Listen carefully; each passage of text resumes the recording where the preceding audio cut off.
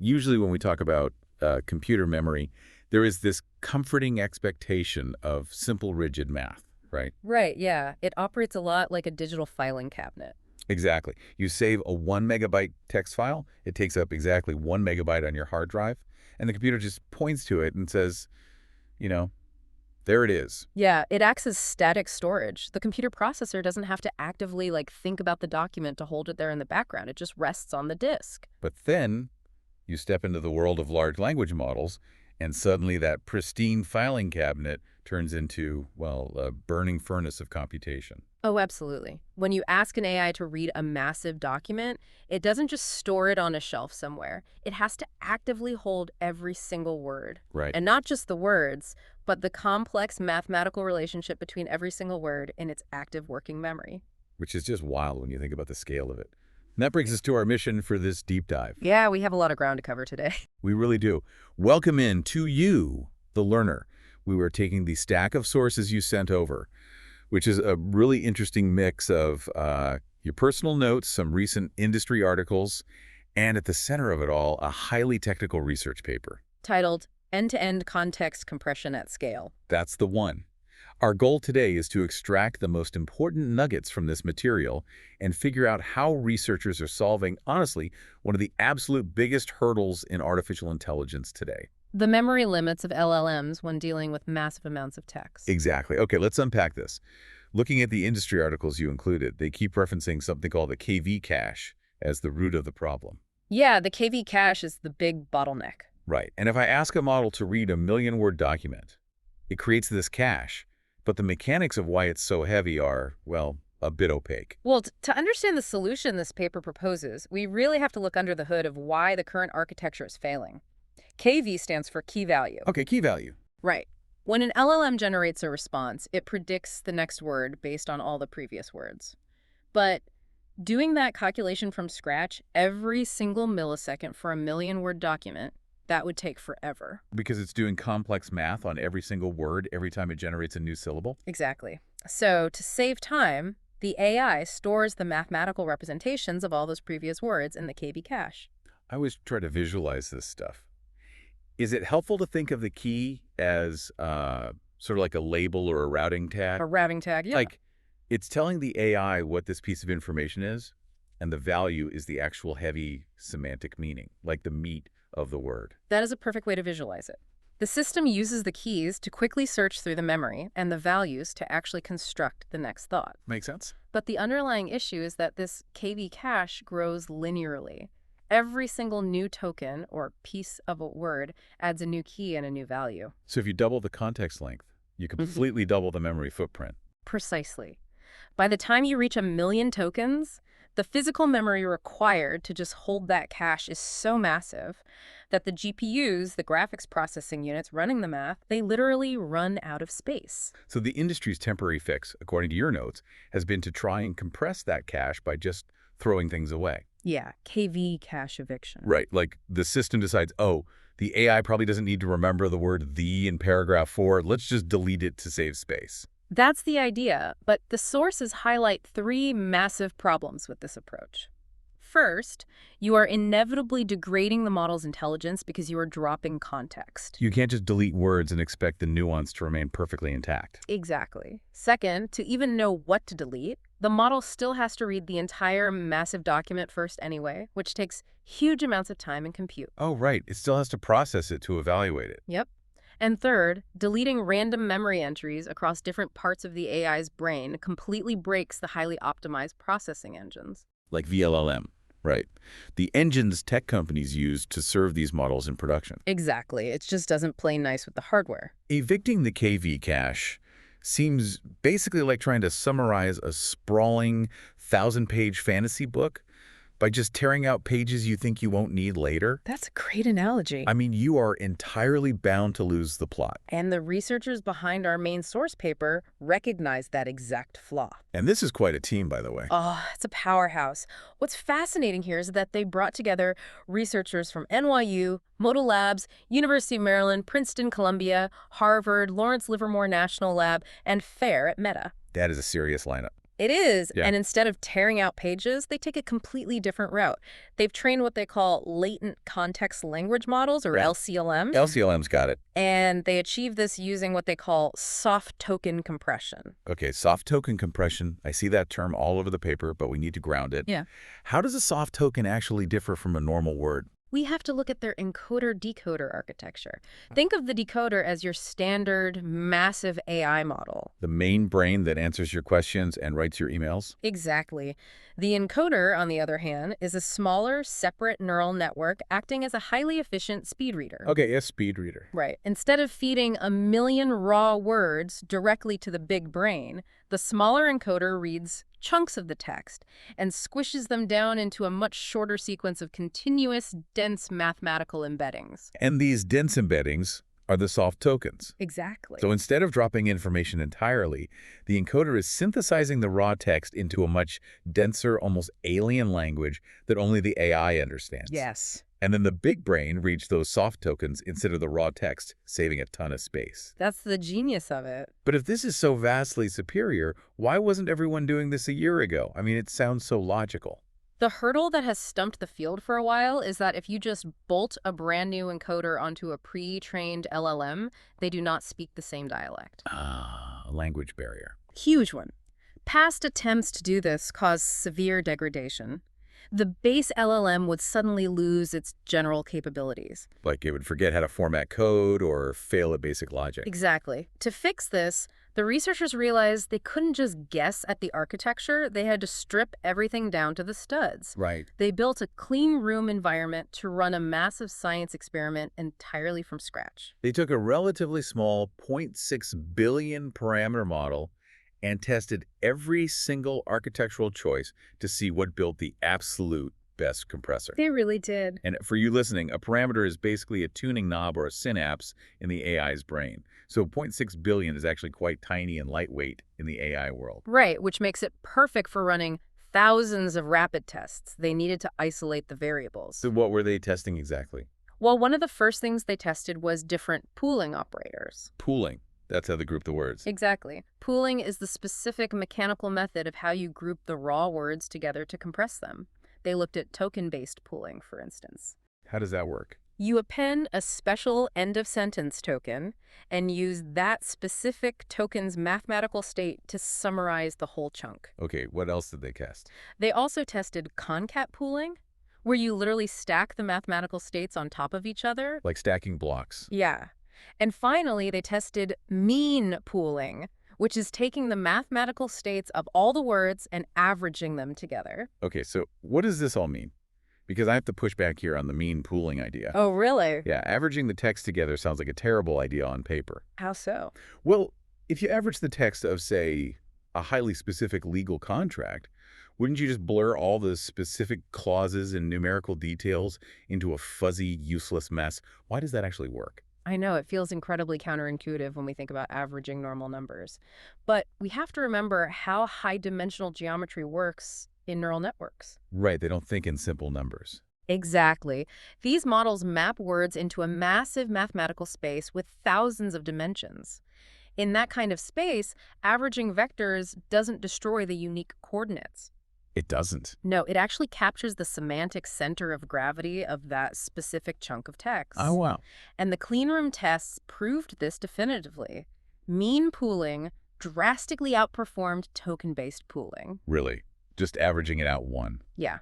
Mean pooling was especially dominant at high compression ratios, like 16x. And what about the lower ratios? At lower ratios, like 4x compression, stacking, or concat pooling won by a very slim margin. Capturing the semantic center of gravity. That is a brilliant way to picture it. And they didn't just stop at pooling, did they? The paper dives deep into masking, too. They did. Masking determines what parts of the text the encoder is allowed to look at while it's working. So they tested causal masking versus bidirectional masking. Right. Causal means the encoder can only look at the words that came before the current word, mimicking how we read left to right. And bidirectional. Bidirectional means it can look ahead at the future words while compressing the current word. Well, my immediate assumption would be that bidirectional is better. Context is everything, right? You would think so. I mean, if you know how a sentence ends, you can better summarize the beginning of it. Many researchers would have made that exact same assumption. but the causal mask actually achieved lower pre-training loss. Wait, really? Why? The reason comes back to how the main decoder brain works. The main LLM is fundamentally causal. It predicts the next word based only on the past. Ah, so it's a compatibility issue. Exactly. By forcing the encoder to use causal masking, the soft tokens it produces align much more naturally with the way the main decoder already thinks. It's about matching their cognitive styles. That makes total sense. Yeah. And finally, they had to choose the adapter. The adapter is the literal bridge that translates the encoder's output into the decoder's input, right? Yes.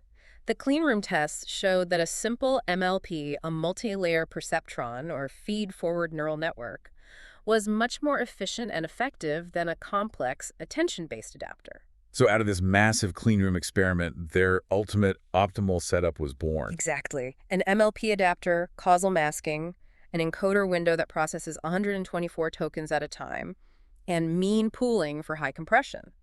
But having the physical blueprint is only half the battle? Very true. We go back to that language barrier problem. Right, because you have this perfectly designed 0.6 billion parameter encoder and a smart 4 billion parameter decoder. But if you just wire them together and turn them both on, the chaotic, untrained signals from the new encoder will just flood into the decoder. And completely scramble its pre-existing knowledge. I was actually stuck on that exact mechanism while reading through your notes. It's a tricky problem. How do you introduce these two networks without causing that catastrophic forgetting? You obviously can't just flip the switch. No, you need a highly sequenced, multi-staged training recipe to ease the models into working together.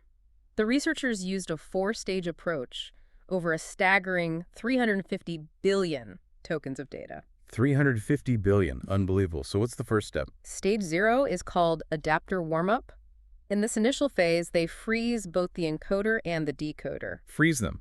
So no learning or changing of parameters happens in the main brains? Right. They only train the adapter, that small bridge between them. This prevents those massive chaotic error signals from ripping through the smart decoder. So you just build a safe, functioning bridge first? Exactly. Then stage 1 is encoder training. Right. Here, they unfreeze the encoder, letting it learn how to compress better. But the main decoder is still locked behind glass, completely protected from any weird data fluctuations. You've got it. The heavy lifting really begins in stage 2, end-to-end continual pre-training. This is where they finally let them talk to each other. Yes. Now, they finally unfreeze the decoder, but they use a very tiny learning rate so it doesn't change too quickly. And the way they feed it data here is brilliant. They interleave the text, right? Yes, they interleave it. The model receives sequences that alternate rapidly between compressed chunks of soft tokens and standard uncompressed raw text. This forces the decoder to actively learn how to transition smoothly between reading dense, compressed thoughts and normal text right in the middle of a sentence. Exactly. It's teaching the AI to be completely bilingual in real time. It's a great way to put it. And finally, stage 3 is supervised fine-tuning, or SFT. Which is where they reteach the model how to be a helpful assistant. Right, training it on reasoning, coding, and chat data to polish up its instruction-following skills. Now, during all this training, they utilized a specific technique that I thought was just vital for ensuring the encoder doesn't just learn to lazily skim the text. The auxiliary reconstruction dataset. Yes. I found this to be one of the most clever tricks in the entire paper. It really is. They literally forced the model to read compressed code or complex math equations and output the original text perfectly, verbatim. Verbatim, no skipping details. It reminds me of a memory exercise.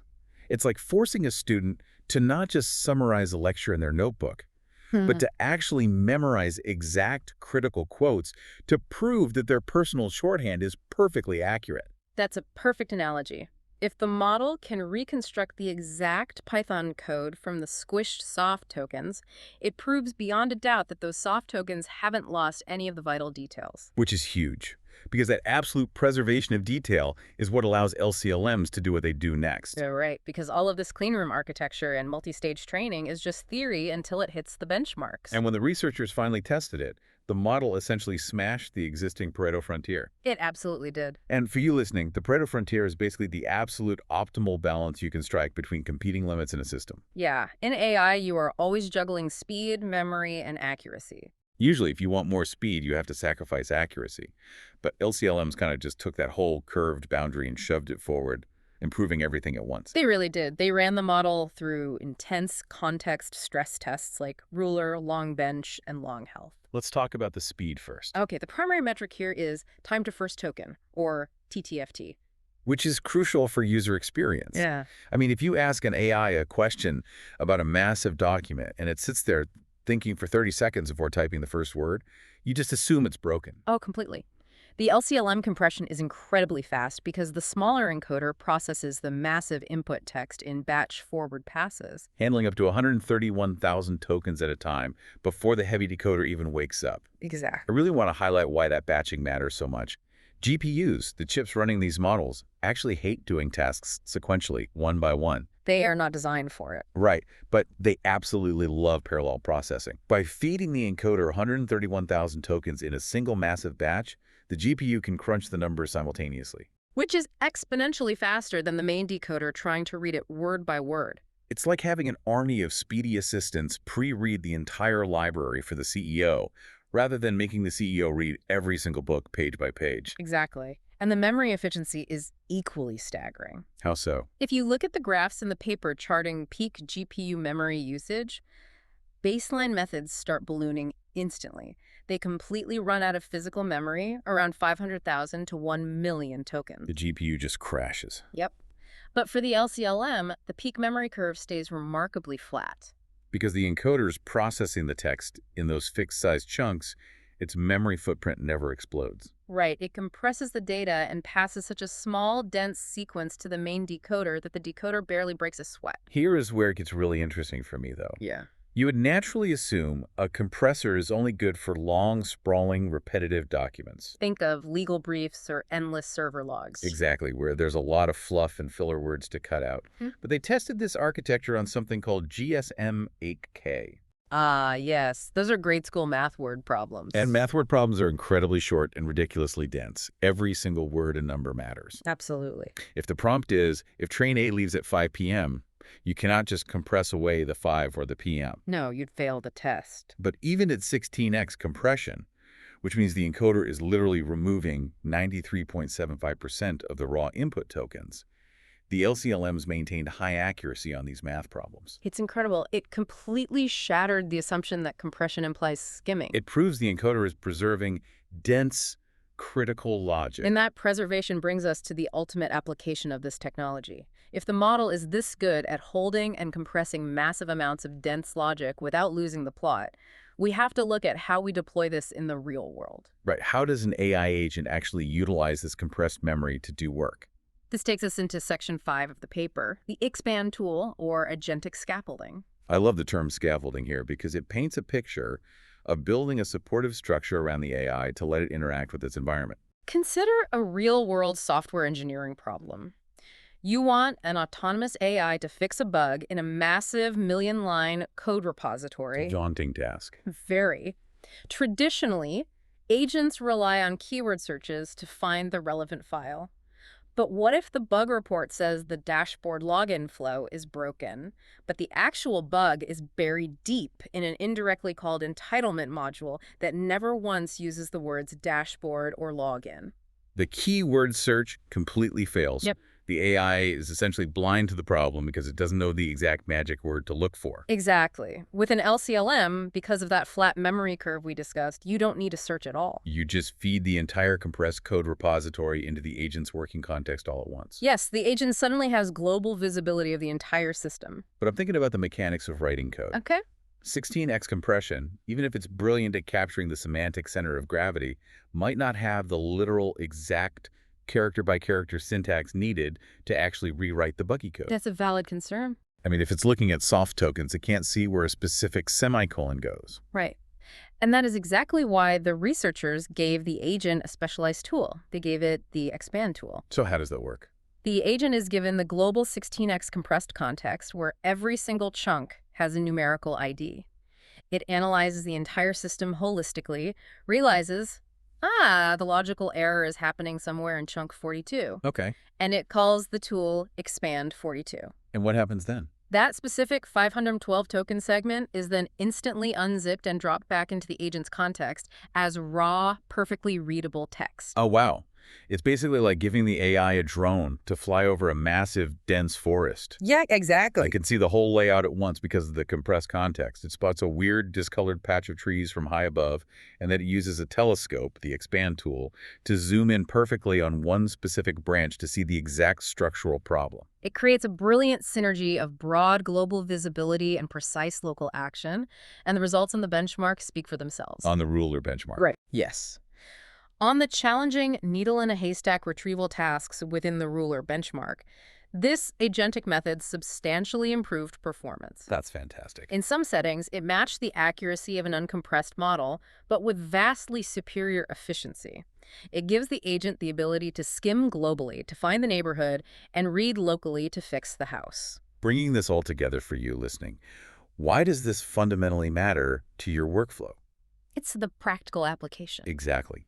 Whether you are an executive prepping for a massive strategy meeting and you just want to drop 50 long PDFs into your AI assistant, or you're a developer waiting for an AI to debug an entire code base, you usually hit a wall of latency and memory limits. It's unavoidable right now. But these latent context language models represent a tangible future where AI can hold millions of words in its head instantly.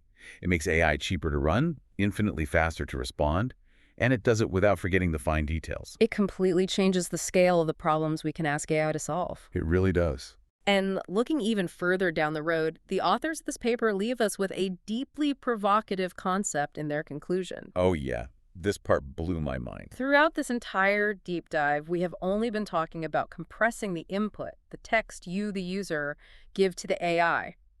But imagine what happens if the AI could compress its own internal thoughts. That opens up an entirely new paradigm. Picture an autonomous AI agent working on a complex scientific problem for weeks on end.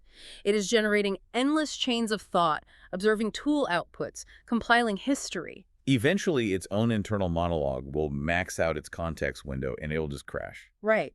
But if it could dynamically compress its own generated working state, taking yesterday's sprawling thoughts and squishing them down into a dense, soft token memory, it would never run out of space. We would move from simple task-based bots to truly lifelong AI agents. Agents that carry their entire lifetime of experience in a dense, highly efficient computational spark, rather than a burning furnace of memory. It's an incredible vision, and definitely something for you to ponder until next time.